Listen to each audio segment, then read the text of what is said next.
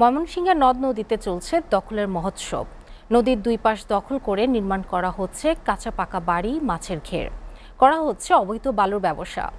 নদী রক্ষায় আইন থাকলেও তার প্রয়োগের দেখা নেই। এতে প্রাকৃতিক দুর্যোগের সম্মুখীন হচ্ছে চরাঞ্চলের মানুষ। নদ নদীর প্রাণ ফেরাতে উদ্যোগ নেয়ার দাবি পরিবেশবাদীদের। জেলা প্রশাসন বলছে দখলদারদের বিরুদ্ধে আইনি ব্যবস্থা নেওয়া হবে। ময়মনসিংহ থেকে আওলাদ রুবেলের প্রতিবেদন। নাব্যতা হারিয়ে অনেক আগেই অস্তিত্ব সংকটে পড়েছে ময়মনসিংহের অধিকাংশ নদ নদী। এখন এসব নদ নদীতে চলছে দখল ও দূষণের মহোৎসব। নদীর পাড় দখল করে গড়ে উঠছে স্থাপনা। নদীতে বাঁধ দিয়ে বানানো হচ্ছে মাছের ঘের। মাছের খাবার হিসেবে গরু মুরগির মরদেহ নদীতে ফেলাই দূষিত হচ্ছে পানি ও পরিবেশ। পানি ব্যবহার ও মাছ শিকারেও স্থানীয়দের দেয়া হচ্ছে বাধা। অভিযোগ আছে প্রভাবশালী ব্যক্তিরা উপরমহলকে ম্যানেজ করেই দখলে নিচ্ছে নদী। এখন সে এটা মামলা টামলার হুমকি দেখা নদীর পাড় দিয়ে আসাই জানা।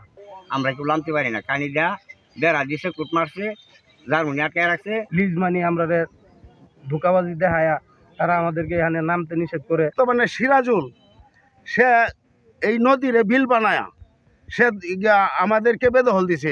পরিবেশ, জীববৈচিত্র্য ও মানুষকে বাঁচাতে নদ নদীর অবৈধ দখলদারদের উচ্ছেদের দাবি জানান পরিবেশ আন্দোলনের এই নেতা। থেকে যারা দায়ী, যারা লিজ দিয়েছে এটার পেছনে কারা ছিল, সামনে কারা ছিল এবং পিছন থেকে যারা কলকাঠি নাড়িয়েছে সবাইকে খুঁজে বের করে একটা দৃষ্টান্তমূলক শাস্তির জায়গায় যেতে হবে।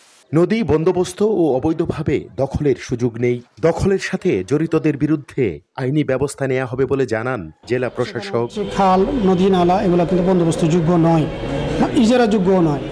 সেক্ষেত্রে আমার জানা মতে সেখানে কোনো ধরনের নদী কাউকে বন্দোবস্ত দেওয়া হয়নি। যদি সেরকম বন্দোবস্ত দেওয়া হয়েছে বলে আমাদের কাছে কোনো ডকুমেন্ট দেখাতে পারে, তাহলে আমরা তাদের বিরুদ্ধে আইনানুগ ব্যবস্থা গ্রহণ করব। ময়মনসিংহে ছোট বড় মিলিয়ে মোট 59টি নদ নদী রয়েছে। গত 5 বছরে বিভিন্ন প্রকল্পের আওতায় খনন করা হয়েছে 21টি নদী ও খাল। আওলাদ রুবেল, এসটিভি, ময়মনসিংহ।